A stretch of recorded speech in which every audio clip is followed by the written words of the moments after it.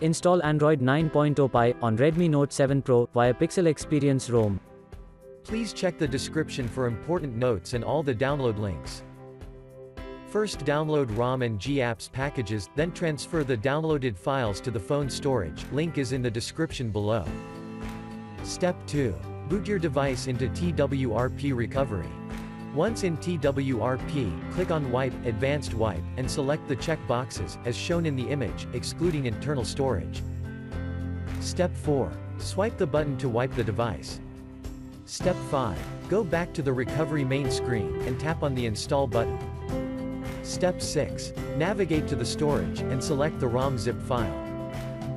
Step 7. Finally, swipe the button on the screen, to install ROM file. Step 8. Flash the GApps zip package, in the same manner.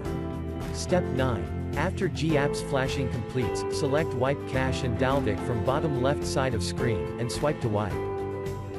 Step 10. When the flashing process is complete, hit Reboot System. That's it, you have successfully installed the ROM on your device.